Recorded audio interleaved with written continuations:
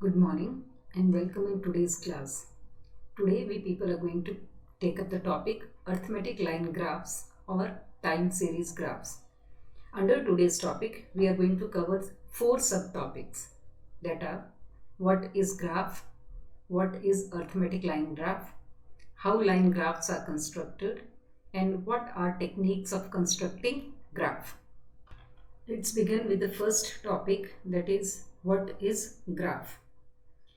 When we present set of statistical data on a graph paper, it takes the form of graph or it is called as graphical presentation.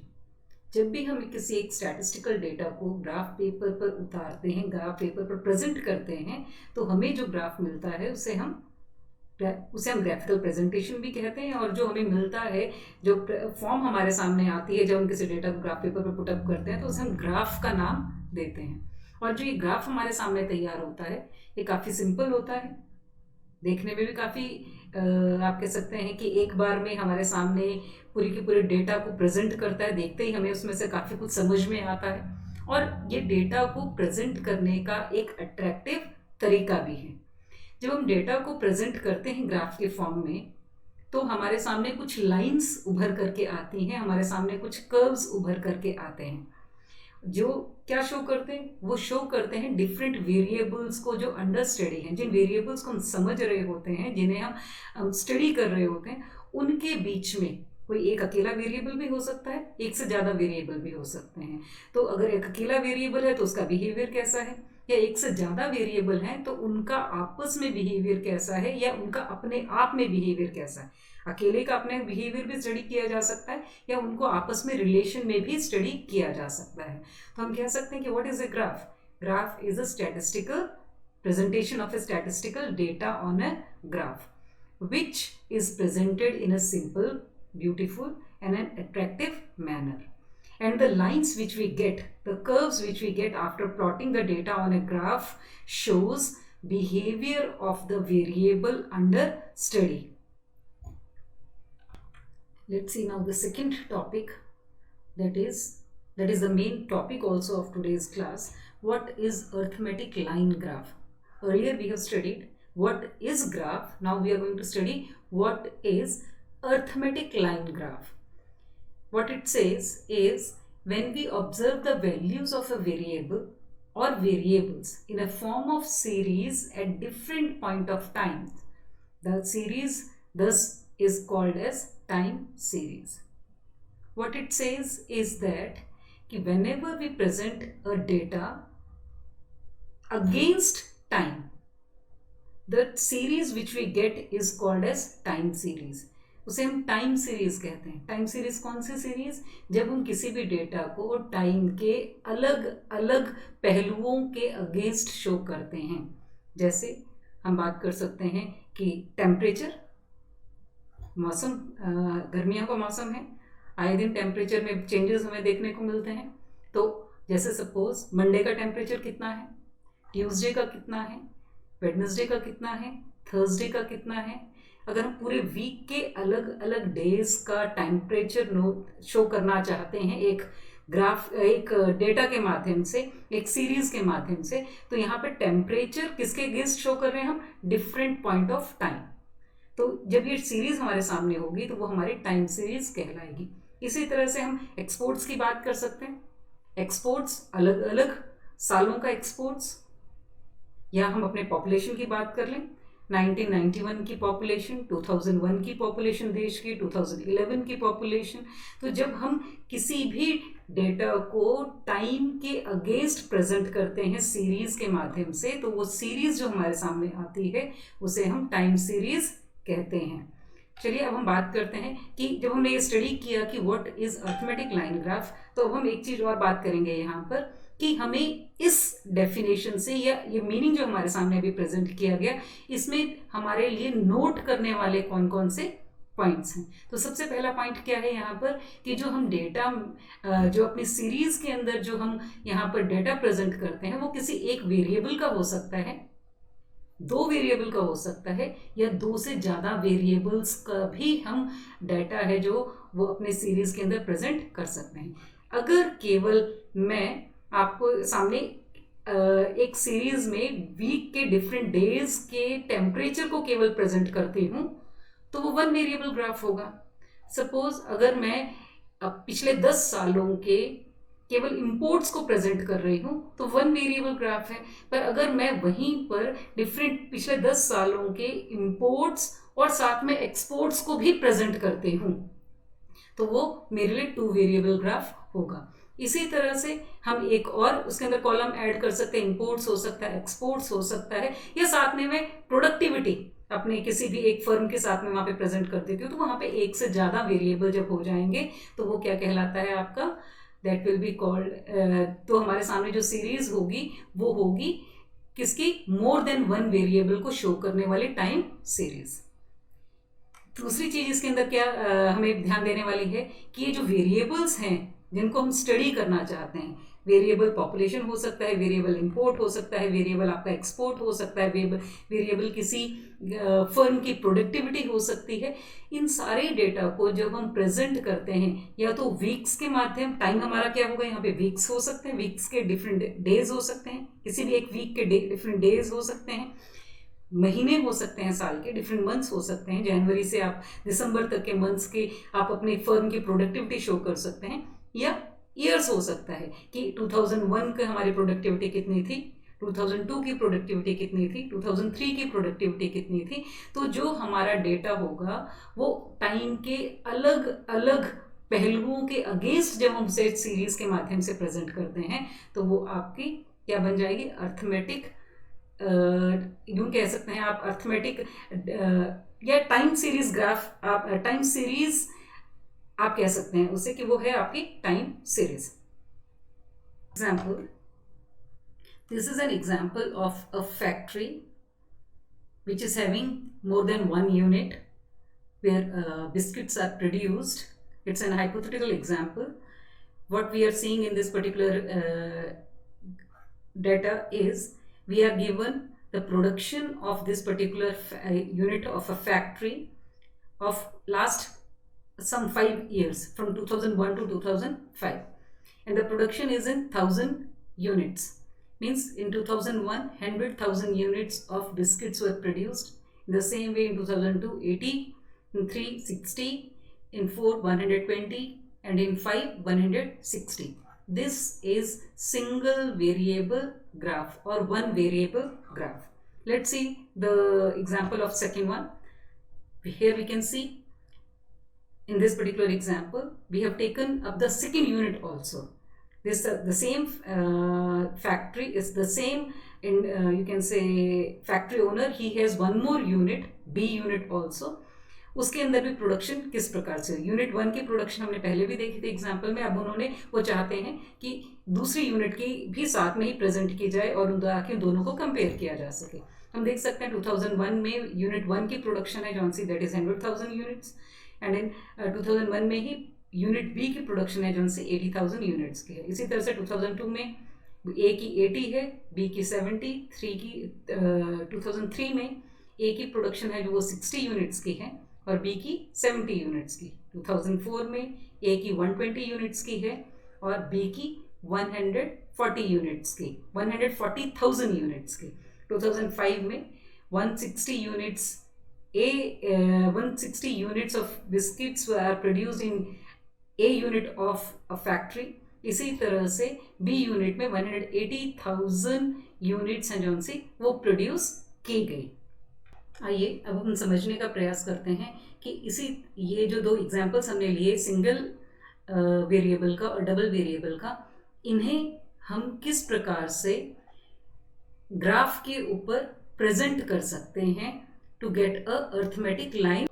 So I am taking the same example which we have discussed just to show how the time series data can be represented in a form of arithmetic line graph.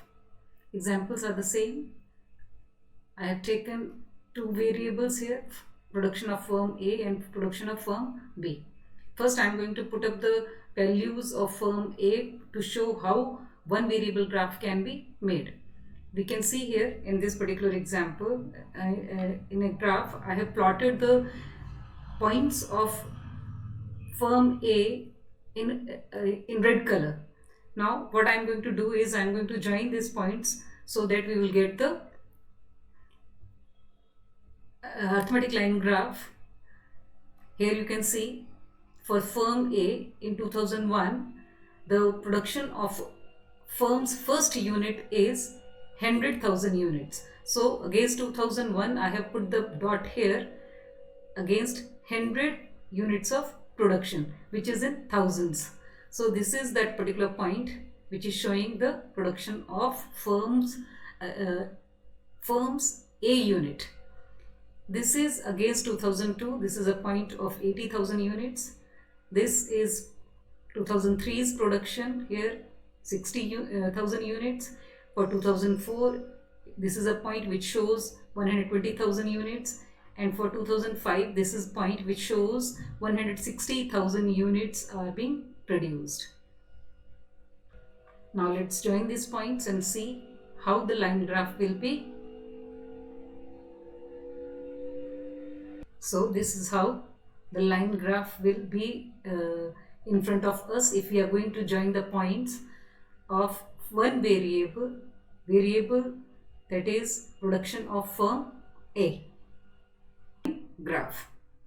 So we can see that I have drawn here line graph for one variable. This is line graph for one variable. Now we will see if we are going to present two variables on the same graph, what we are supposed to do is we have to take some other color, or we can draw the second line in some other form. It can be a dotted line like this, it can be a dotted line, or it can be of some other color which we can draw to represent the second variable differently. दूसरे variable को अलग तरीके से present करने के लिए या तो हम अलग कलर की पेंसिल ले सकते हैं, अलग कलर का इस्तेमाल कर सकते हैं, या लाइन बनाने का तरीका हमारा अलग हो सकता है. डैश लाइन हो सकती है, डॉटेड लाइन हो सकती है, किसी भी तरह से हम सेकंड वेरिएबल को प्रेजेंट कर सकते हैं. तो मैं यहाँ पर आपको सेकंड जो फर्म की प्रोडक्शन है वो ब्लैक कलर की लाइन से शो करना चाहूँगी. मैंने यहाँ पर सेकंड वेरिएबल जो सा हमारा है फर्म बी की प्रोडक्शन है जो से उसे भी आप लोगों के लिए मार्क कर दिया है. हम यहाँ पे देख सकते हैं कि 2001 में फर्म बी की प्रोडक्शन है वो 80,000 की है, ये 2001 है, ये 80,000 की प्रोडक्शन हम के लिए मैंने डॉट लगा दिया ब्लैक कलर का. 2002 की प्रोडक्शन के लिए प्रोडक्शन थी 70,000, तो 2002 के अगेंस्ट 70 यहाँ पे मिडिल में है, यहाँ पे मैंने पॉइंट लगा दिया. 2003 में भी प्रोडक्टिविटी सेम थी, और 2004 में प्रोडक्टिविटी कितनी है 140, तो यहाँ पे ब्लैक कलर का डॉट लगा हुआ है. और 2005 में प्रोडक्टिविटी थी जो सी वो 180,000 यूनिट्स है. तो यहाँ पर वो प्रोडक्टिविटी मैंने शो की हुई है डॉट के माध्यम से. अब हम करेंगे क्या, इन सभी डॉट्स को ज्वाइन कर देंगे. मैं अलग कलर यहाँ पर इस्तेमाल करने वाली हूँ इन डॉट्स को शो ज्वाइन करके शो करने के लिए. टू ईयर्स जो हैं वो उनके अगेंस्ट इन प्रोडक्टिविटी को शो किया जा रहा है. इसीलिए ये हमारा जो डेटा है ये टाइम सीरीज का डेटा है, और जो हम यहाँ पे ग्राफ बना रहे हैं ये है अर्थमेटिक लाइन ग्राफ. चलिए देखते हैं इन्हें ज्वाइन करने पर हमारे सामने टू वेरिएबल ग्राफ्स किस प्रकार से प्रेजेंट होंगे. So we can see here I have drawn the line, I have joined the points of from B to get a arithmetic line graph. So you can see on a same graph I have represented two variables. First variable is production of firm A and the second variable is production of firm B. Line in black color shows productivity of firm B, and line in red color shows the productivity of firm A. So this is a graph showing two variables. In the same way we can even represent more than two variables on a same graph also. Let's discuss today's last topic, that is technique of constructing graph. To construct a graph, what we need to do is we have to draw two lines, x-axis, horizontal line as well as vertical line. जब भी graph बनाना होता है तो उसके लिए हमें क्या करना होता है, कम से हमें दो स्ट्रेट लाइंस ड्रॉ करनी होती हैं, x एंड y. x जो लाइन ड्रॉ करेंगे वो हॉरिजॉन्टल लाइन होगी, और जो y लाइन ड्रॉ हम करेंगे दैट वो वर्टिकल लाइन होगी. जो हॉरिजॉन्टल लाइन होती है जैसा कि हम इस पिक्चर में देख सकते हैं उसे हम एब्सिसा भी कहते हैं, एक्स हॉरिजॉन्टल लाइन भी कहते हैं, एक्स एक्सिस भी कहते हैं, और जो हमारी ये खड़ी लाइन है इसे हम ऑर्डिनेट कहते हैं, वाई एक्सिस कहते हैं, या वर्टिकल लाइन भी इसे कहा जाता है। जहाँ पर ये दोनों लाइंस इंटरसेक्ट करती हैं जिस पर्टिकुलर पॉइंट पे, उसे पॉइंट ऑफ ओरिजिन कहा जाता है, और इसे हम हमेशा इंग्लिश अल्फ़ाबेट के ओ लेटर के साथ इंडिकेट करते हैं। हॉरिजॉन्टल लाइन को एक्स लेटर के साथ इंडिकेट किया जाता है और वर्टिकल लाइन को वाई लेटर के साथ इंडिकेट किया जाता है। जब ये दो लाइंस ड्रॉ की जाती हैं किसी भी ग्राफ पेपर पर, तो ये पूरे ग्राफ को 4 क्वाड्रेंट में डिवाइड करती हैं। ये क्वाड्रेंट्स के जो नाम हैं वो एंटी क्लॉकवाइज डायरेक्शन में दिए जाते हैं। ये क्वाड्रेंट 1, क्वाड्रेंट 2, क्वाड्रेंट 3 और क्वाड्रेंट 4। ग्राफ के ऊपर हम दोनों ही एक्सिस पर जो डेटा होता है उससे, वो चाहे नेगेटिव हो चाहे पॉजिटिव हो, हम उसे प्रॉपर तरीके से ड्रॉ कर सकते हैं, रिप्रेजेंट कर सकते हैं। जो भी एक्स एक्सिस के ऊपर डेटा हमारा पॉजिटिव होगा या नेगेटिव होगा उसे भी एक्स एक्सिस के ऊपर रिप्रेजेंट किया जा सकता है। वाई एक्सिस पर रिप्रेजेंट होने वाले डेटा को, चाहे वो पॉजिटिव हो नेगेटिव हो, उसे भी हम ग्राफ के ऊपर प्रॉपर तरीके से प्लॉट कर सकते हैं, उसका ग्राफ बनाया जा सकता है। अभी इंडिकेट कौन कौन से क्वाड्रेंट में होगा, चलिए वो देख लेते हैं। एक्स एक्सिस हमारी हॉरिजॉन्टल लाइन के ऊपर रिप्रेजेंट किया जाता है, तो इसके ऊपर की तरफ और नीचे की तरफ राइट हैंड साइड में एक्स दोनों ही क्वाड्रेंट में पॉजिटिव होगा। क्वाड्रेंट 1 में भी एक्स पॉजिटिव है और क्वाड्रेंट 4 में भी एक्स पॉजिटिव है। वाई एक्सिस जो हमारी है इसे हम हॉरिजॉन्टल एक्सिस के ऊपर की तरफ दोनों ही क्वाड्रेंट में, क्वाड्रेंट 1 में और क्वाड्रेंट 2 के अंदर वाई जो होता है हमारा, उसकी पॉजिटिव वैल्यूज़ को हम रिप्रेजेंट कर सकते हैं। वाई की वैल्यू पॉजिटिव क्वाड्रेंट 1 में जो पॉजिटिव होगी उसे भी रिप्रेजेंट किया जा सकता है। क्वाड्रेंट 2 में भी वाई की वैल्यूज़ पॉजिटिव जो हैं उन्हें रिप्रेजेंट किया जा सकता है। एक्स की वैल्यूज़ जो हैं अगर वो पॉजिटिव हैं तो क्वाड्रेंट 1 में और क्वाड्रेंट 4 में रिप्रेजेंट की जा सकती हैं। तो क्वाड्रेंट जो 3 हमारा है इसमें हम एक्स की और वाई की नेगेटिव वैल्यूज़ को रिप्रेजेंट करते हैं। क्वाड्रेंट 1 में दोनों की पॉजिटिव वैल्यूज़, क्वाड्रेंट 2 में एक्स की माइनस वैल्यूज़ बट वाई की पॉजिटिव वैल्यूज़ को रिप्रेजेंट किया जा सकता है। क्वाड्रेंट 4 में एक्स की पॉजिटिव और वाई की नेगेटिव वैल्यूज़ को रिप्रेजेंट किया जा सकता है। ये तो थी हमारी कि वैल्यूज़ को हम किस तरह से रिप्रेजेंट कर सकते हैं, और क्या हम नेगेटिव वैल्यूज़ और पॉजिटिव वैल्यूज़ दोनों को ही रिप्रेजेंट कर सकते हैं ग्राफ में। तो हाँ, बिल्कुल रिप्रेजेंट किया जा सकता है। अलग अलग क्वाड्रेंट्स उसके लिए हैं जिनके अंदर हम उन वैल्यूज़ को रिप्रेजेंट कर सकते हैं। और एक चीज़ जो हमें ध्यान में रखनी है कि इकोनॉमिक्स की और यूजुअली बिजनेस स्टडीज से जो रिलेटेड डेटा होता है हमारा, वो यूजुअली पॉजिटिव ही होता है, तो उसको रिप्रेजेंट करने के लिए हम क्वाड्रेंट 1 का ही इस्तेमाल ज़्यादातर करते हैं। अगर कभी नेगेटिव वैल्यूज़ हैं तो हमारी उनके लिए हम क्वाड्रेंट 2, क्वाड्रेंट 4 का भी इस्तेमाल किया जा सकता है। बट मोस्टली जो इकोनॉमिक्स से रिलेटेड जो डेटा होता है या बिजनेस स्टडीज से रिलेटेड, वो यूजुअली हमारा पॉजिटिव ही होता है, तो उसके लिए हम ज़्यादातर क्वाड्रेंट 1 का ही इस्तेमाल करते हैं। एक और इम्पॉर्टेंट जो पॉइंट है वो जो हमें ध्यान रखने वाला है कि जब भी हम डेटा रिप्रेजेंट करते हैं तो जो डेटा हमारे पास होता है उसके अंदर हमारे पास एक डिपेंडेंट वेरिएबल होता है और एक इंडिपेंडेंट वेरिएबल होता है। इंडिपेंडेंट वेरिएबल के ऊपर हमारा डिपेंडेंट वेरिएबल वेरी करता है, डिपेंड करके वेरी करता है। जैसे सपोज अभी हमने जो एग्जाम्पल लिया था उसमें हमने प्रोडक्टिविटी देखी फर्म के यूनिट ए की। यूनिट ए की प्रोडक्टिविटी थी जौन सी, वो डिफरेंट ईयर्स के ऊपर डिपेंड कर रही थी कि 2001 में कितना है, 2002 में कितनी प्रोडक्टिविटी हुई, 2003 में कितनी प्रोडक्टिविटी हुई। तो जो प्रोडक्शन हमारी थी वो डिपेंडेंट वेरिएबल और जो ईयर्स थे हमारे वो इंडिपेंडेंट वेरिएबल। डिपेंडेंट वेरिएबल को हमेशा वाई एक्सिस पर रिप्रेजेंट करते हैं और इंडिपेंडेंट वेरिएबल को हमेशा एक्स एक्सिस पर रिप्रेजेंट करते हैं। तो यहीं तक आज का हमारा टॉपिक था। होप आप लोगों को जितना मैंने बताने का प्रयास किया आप लोगों को समझ में आया होगा। जो इसी चैप्टर से रिलेटेड जो हमारे बाकी टॉपिक्स रह गए उन्हें हम नेक्स्ट वीडियो में कवर करेंगे। तब तक के लिए धन्यवाद।